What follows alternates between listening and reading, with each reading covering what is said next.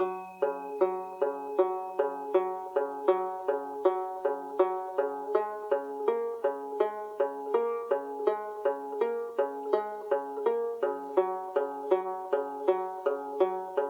des gros intérêts de l'art, c'est que ça permet de rencontrer des gens qui aiment l'art. Et ça, c'est passionnant, tout autant que l'art lui-même.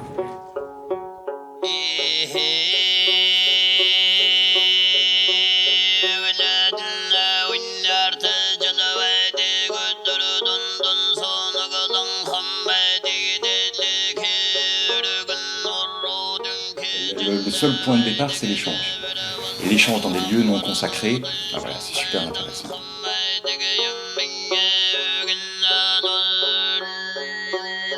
J'ai pu faire justement des expositions un petit peu dans des lieux assez singuliers, on va dire. Et c'est intéressant justement d'aller chercher un regard où on n'a pas forcément une habitude d'être dans un monde artistique, parce que le monde de l'art est allé très haut dans ses codes, très loin. Et voilà, faut revenir un petit peu aussi à l'offrir à tout le monde, quoi, ce qui est la base de tout. Hein.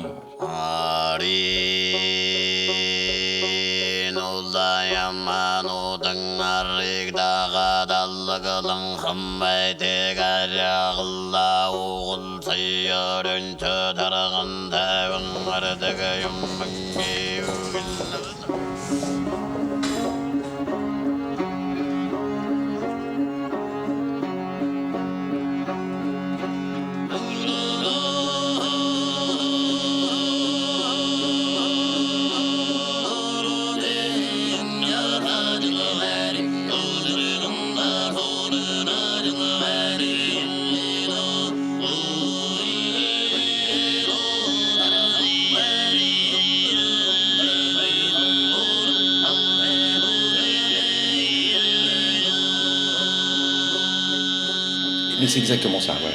Replacer l'art là où il a son utilité, c'est-à-dire, en fait, c'est pas dans un musée d'ailleurs qu'il a son utilité, hein, c'est vraiment au contact de tous les jours, quoi, avec des regards, voilà, qui peuvent l'aimer, ne pas l'aimer, le partager, avoir des émotions, c'est ça le but premier. Hein.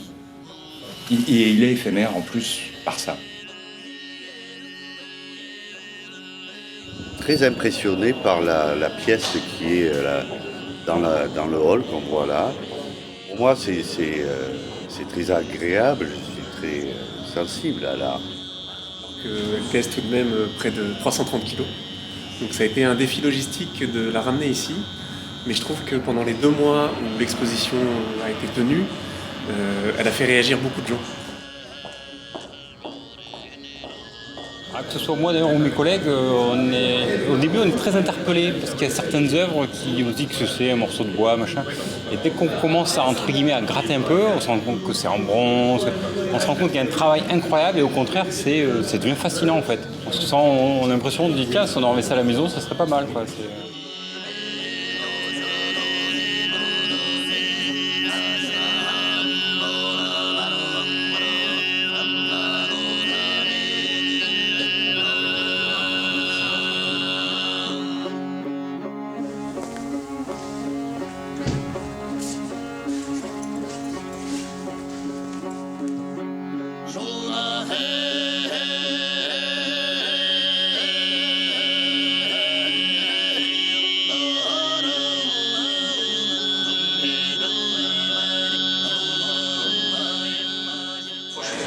Réellement quelqu'un qui a l'habitude de visiter les musées, c'est vraiment une opportunité qui est donnée et de ce point de vue-là, je trouve ça très, très attractif, très intéressant. Ça ouvre l'esprit sur ce qui se fait et le monde de la création en particulier.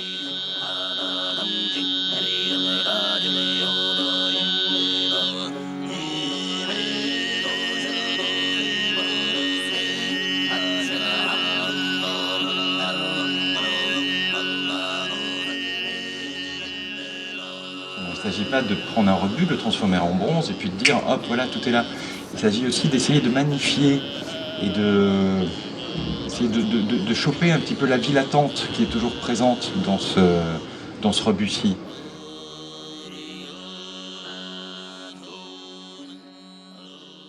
Et puis on voit aussi le fait que ce soit doré à l'intérieur, on voit la richesse de l'arbre. En fait, voilà, Ouais, tout vient de là. ça. Et c'est ce qu'on. Enfin, nous, on vient de là, et si on est là, c'est. Ah bah voilà, bah nickel, et bah impeccable. Ouais. Et moi, elle m'a vraiment touchée, celle-là. Moi, ce qui me plaît, c'est de perdre le regard.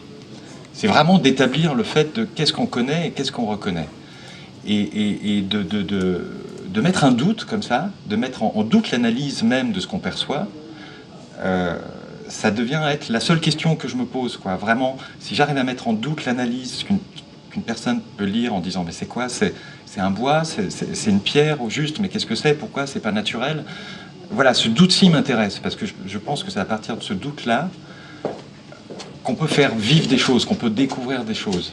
Et qu'on peut redécouvrir aussi, surtout, voilà, qu'on peut redécouvrir véritablement ce qui nous entoure, quoi.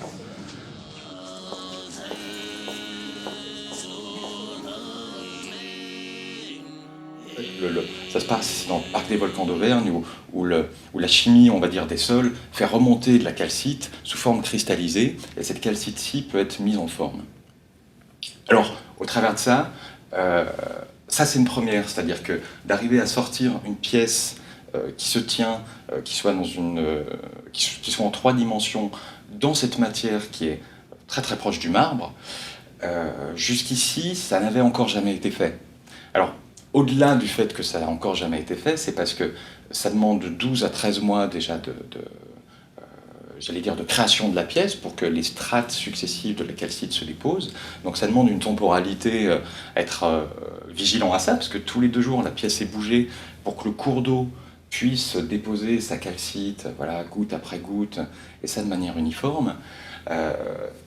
Cette pièce-ci étant, j'allais dire, donc représente d'ailleurs un tronc de ginkgo biloba, qui est un des arbres les plus anciens qu'on a sur Terre. Tout le but du jeu, voilà, c'était un moment de valoriser cet arbre, et voilà, de définir qu'il y a de la vie à l'intérieur, qu'il se passe des choses. Est-ce que c'est de la sève, est-ce que c'est... voilà, mais de définir que un arbre, un rocher, qu'importe, hein, est vivant dans son interne comme dans son externe, et qu'on doit le ressentir en tant que spectateur pour se poser la question, lorsqu'on regarde un arbre en pleine nature, il est vivant, il est quoi? Moi, où je me situe en tant qu'humain, voilà, tout mon travail est là. C'est justement d'aller chercher le regard, d'aller chercher... c'est pas de la provocation, c'est vraiment d'aller chercher l'échange, quoi. Et d'aller chercher l'échange là où il peut y avoir 2000 ouvriers qui travaillent, c'est quand même une chose... ça fait 2000 regards, quoi. Hein.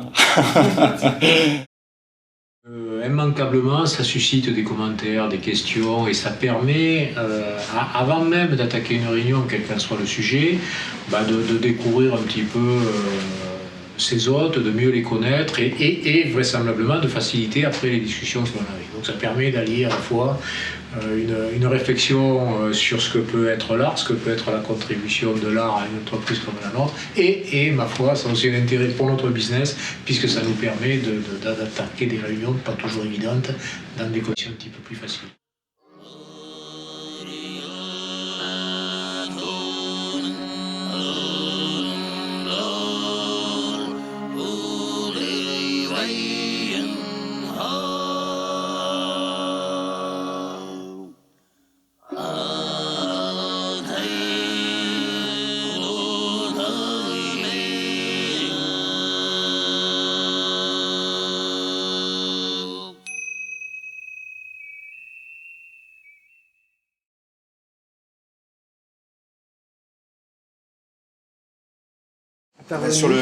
Sur le tas de bois, j'ai mis une feuille avec une boîte d'allumettes.